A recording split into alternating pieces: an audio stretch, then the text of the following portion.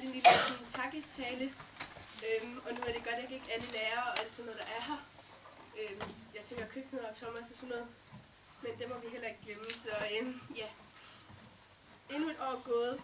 Det er en trist ting. Men jeg vil huske tilbage på det år, som et år fyldt med minder, oplevelser i massevis, op- og nedture, som har været med til at danne mig, og en masse dejlige mennesker. Og bare fordi vi sidder til afslutningsfest her i aften, betyder det ikke, at det vi har sammen er slut. Det er starten på noget nyt. Jeg vil gerne takke jer alle for at have været med til at gøre det her år til noget forglemmeligt. Jeg vil godt takke lærerne, som har været her, hvis man har haft brug for hjælp, om det er med lektier eller problemer.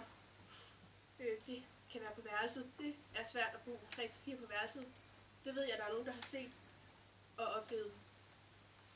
Så vil jeg godt, nu leger vi lige Lotte er her, og så videre.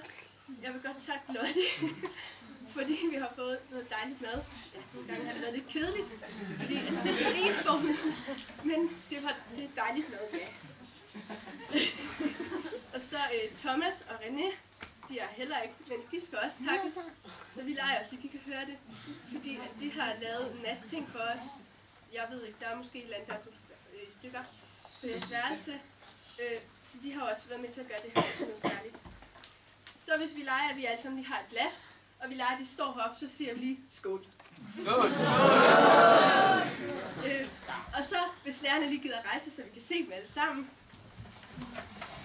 Og René er her, vores forstander.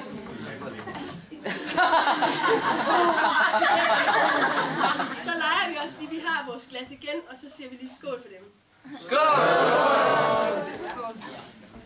Og så til slut, så vil jeg rigtig gerne ønske alle held og lykke med næste år, om I skal på en gymnasial uddannelse, om I skal i 10. klasse, eller om I skal gå på Viby igen. Vi leger igen, vi har vores glas, og så vil jeg godt, at vi kunne udbringe en skål for årgang 10-11 her på Viby. Skål!